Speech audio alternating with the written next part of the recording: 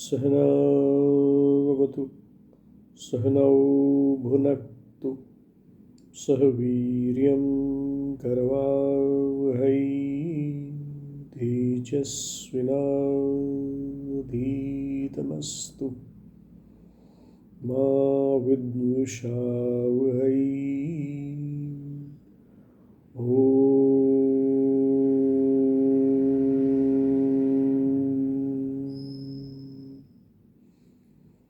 शांति शांति शांति। हरि ओम श्री गुरुभ्यो नमः। हरि ओम।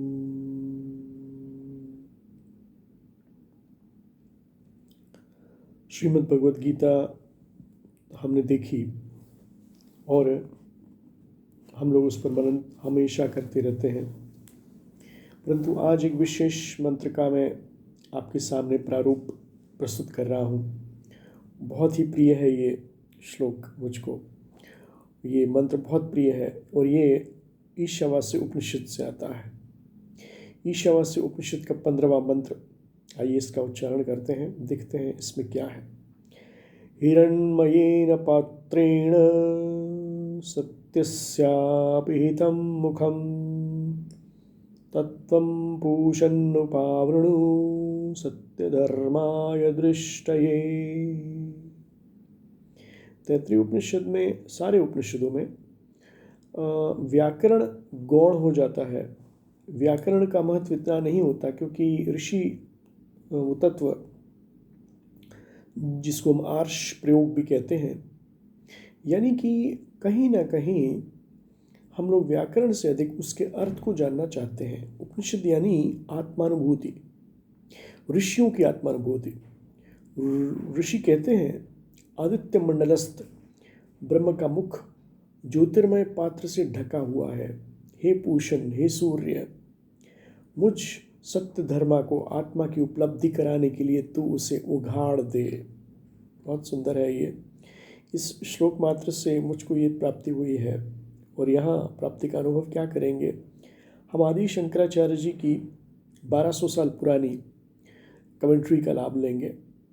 हिरण्यमिवा हिरण्यमयं ज्योतिमयस्मित्येतत्तेन पात्रेणैव अभिधानभूतेन सत्यस्यैव आदित्यमण्डलस्थस्य ब्रह्मणोदि अपहितम् आच्छादितं मुखं द्वारं तत्त्वं हे पूषणन् अप्रापावणसारय सत्यस्य उपासना सत्यं धर्मो यस्य मम सोहं सत्यधर्मा तस्मै मह्यम अथवा यथाभूतस्य धर्मस्य अनुष्ठात्रे दृष्टये तव सत्यात्मन उपलब्धये।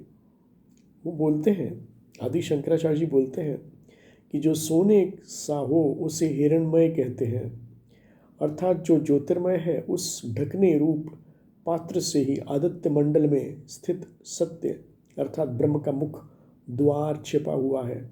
हे पूषण, सत्य की उपासना करने के कारण जिसका सत्य ही धर्म है, ऐसा मैं सत्य धर्मा हूँ।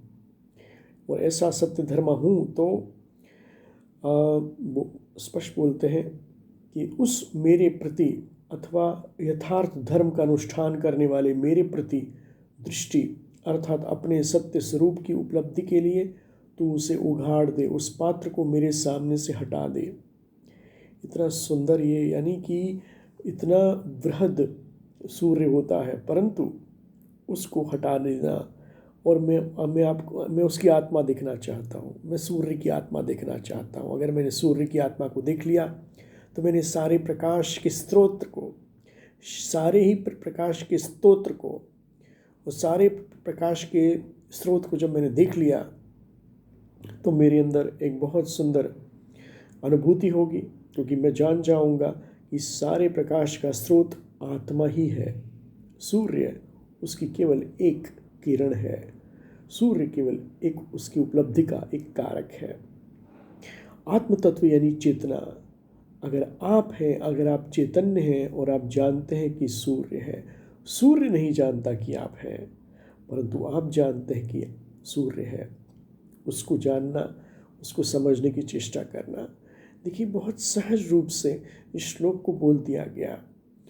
ये ईशावास्य के ऋषि तत्व ने हमें बोला है, हमसे संबोधित है, और वो ऋषि तत्व आपके अंदर कंपित होना चाहिए इन श्लोकों के द्वारा। कैसे कंपित होगा? उसके लिए श्रवण करिए, मनन करिए, निध्यासन करिए, आचार्य मुखात सुनते रहिए और अपने अंदर सच्चे अर्थों में ऋषि तत्व की प्राप्ति करें, आत्मानुभूति करें। नारायण नारायण नारायण।